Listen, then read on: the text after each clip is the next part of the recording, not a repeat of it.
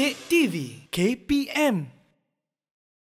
Okey, kita akan sambung lagi. Okey, kita akan pergi kepada modul yang ketiga. Modul ketiga ni reka letak berbantukan komputer. Okey.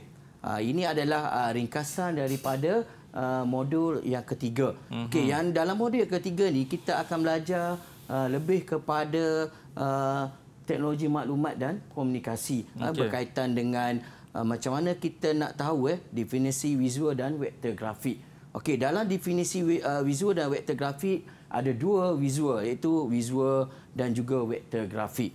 Okey, kemudian yang kedua, kita perlu memilih image visual berdasarkan dan ataupun menggunakan sumber yang ada iaitu dalam image carian Google ataupun kita menggunakan image reality menggunakan kamera digital lah. Okey. Dan juga simpanan dalam pendrive, cakra keras, cakra padat dan juga kad memori. Itu adalah dalam kita memilih pelbagai sumber. Kemudian dalam bab ini kita akan belajar juga melakar komposisi reka letak berdasarkan tema image dan juga visual yang dipilih. Okey, kemudian kita juga perlu menyesuaikan image visual dengan susun atur penghurufan. Okey, setelah kita dah tahu image dan susun atur, maka murid perlu membina komposisi reka letak mengikut lakaran. Okey, kemudian bila lakaran dah siap, kita menilai komposisi reka letak. Ini menggunakan komputer ataupun perisian yang kita bekalkan di sekolah lah. Okey, kemudian bila dah menilai komposisi reka letak, murid akan membuat pengesahan komposisi reka letak yang dipilih. Ini kita dah buat lakaran. Bila dah lakaran akhir, kita kena pilih salah satu lakaran yang terbaik untuk kita hasilkan logo yang terakhir ataupun lakaran yang akhir. Okey, kemudian hasilkan cetakan akhir komposisi reka letak yang dipilih. Ini adalah turutan yang mana pelajar murid perlu hasilkan reka letak. Ini berdasarkan idea lah. Okey, kemudian kita tengok kepada modul yang keempat. Okey, modul keempat ini adalah papar tanda. Dalam papar tanda kita ada 4 pecahan, iaitu yang pertama reka bentuk papan tanda akrilik.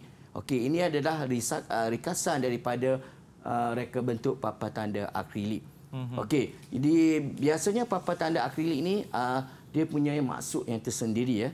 Okey, kalau kita tengok papan tanda akrilik ini dihasilkan menggunakan pena akrilik dan juga semburan cat tin . Akrilik juga dikenali sebagai perspek, iaitu kepingan plastik keras. Okey, dalam akrilik juga terdapat jenis-jenis akrilik. Yang pertama yang digunakan dalam bangunan dan juga yang kedua di luar bangunan. Okey, kemudian kita akan kenal alatan dan bahan. Macam mana kita nak gunakan untuk hasilkan satu-satu projek berdasarkan papan tanda akrilik. Okey, biasanya alat yang kita gunakan adalah pisau pemotong akrilik, mesin pemotong akrilik dan juga alatan-alatan lain seperti perspek, lutsina ataupun transfer tape. Itu adalah untuk kita gunakan dalam projek untuk menghasilkan papan tanda akrilik. Okey, kemudian bila dibagi tugas, dibagi tugas, kita perlu melakar idea reka letak, kemudian menganalisis lakaran untuk membuat pilihan yang terbaik. Kemudian mengilustrasi reka letak berdasarkan lakaran yang telah dipilih, kemudian mengesahkan ilustrasi cetakan akhir. Kemudian bila dah masuk untuk hasilkan satu-satu tugasan, murid perlu membuat keputusan dalam kerja mengukur, menanda dan memotong pena mengikut saiz yang dikehendaki. Okey, kemudian murid juga menggabungkan hasil kerja pena dengan membuat kemasan akhir. Okey, yang last sekali, kita juga akan ajar murid untuk pengiraan kos. Itu untuk papan tanda akrilik. Kemudian yang kedua, reka bentuk papan tanda larik. Okey, papan tanda larik ni biasanya digunakan untuk cenderamata. Macam mana kita nak hasilkan cenderamata. Okey, kita boleh hasilkan dalam pada papan tanda larik. Okey, papan tanda larik juga mempunyai maksud dia. Okey, dekat situ papan tanda larik ialah papan tanda yang dihasilkan dengan melakar imej dan dengan ataupun hurufan pada permukaan pena dengan menggunakan alat pelarik secara manual ataupun bantuan komputer. Okey, ada juga jenis-jenis papan tanda larik iaitu akrilik, papan tanda kepingan logam juga dan permukaan kepingan batu. Okey. Alatan dan bahan. Biasa kita gunakan alatan yang utama untuk papan tanda larik adalah pisau mesin pemotong untuk larik ataupun dan juga mesin pelarik lah. Sama ada secara komputer ataupun secara manual. Okey, kemudian kita juga perlu melakar idea. Sama juga macam dengan papan tanda akrilik, kita kena lakar idea berdasarkan tajuk yang diberi. Okey, kemudian yang ketiga, reka bentuk papan tanda vinil. Okey, yang ni papan tanda vinil adalah papan tanda yang dihasilkan menggunakan vinil.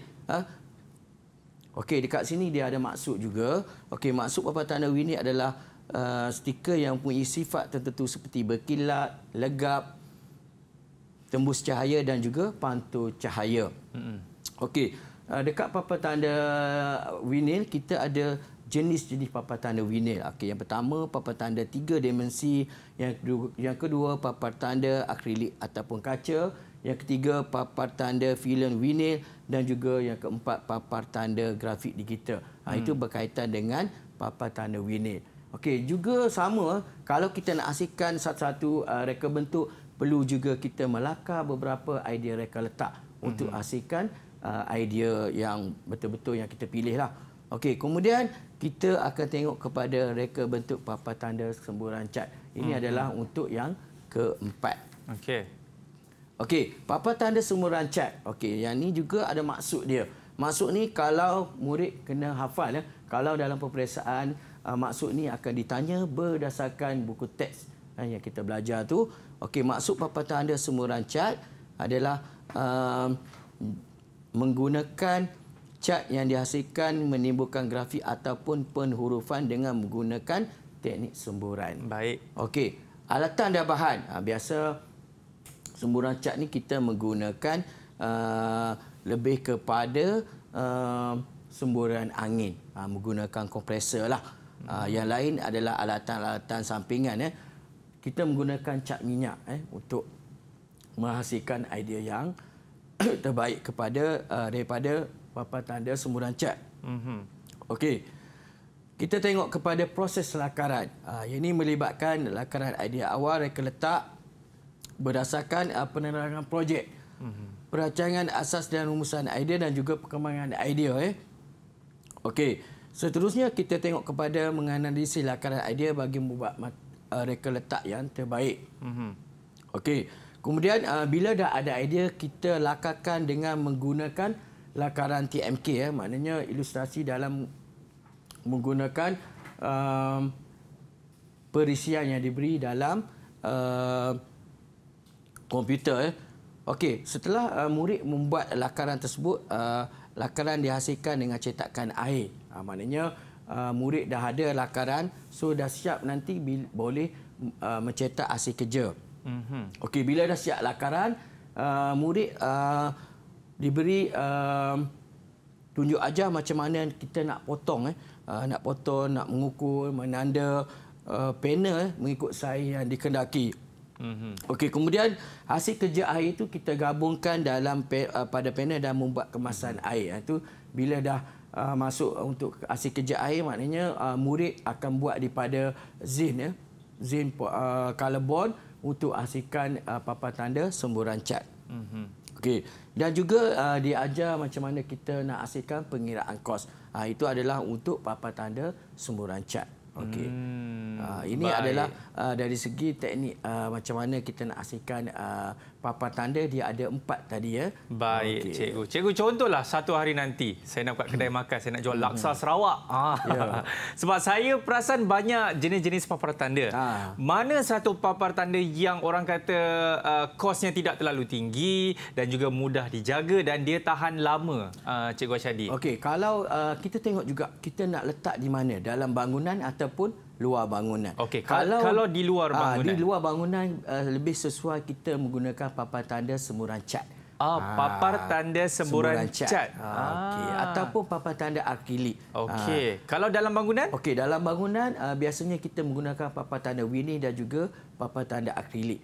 Dia ada dua. Biasa papan tanda akrilik yang kos yang bahannya lebih mahal, kita boleh letak di luar lah. Kalau yang sederhana ataupun yang kos bahan yang lebih murah, kita boleh letak dalam bangunan. Itu perbezaan dia lah. Didik TV KPM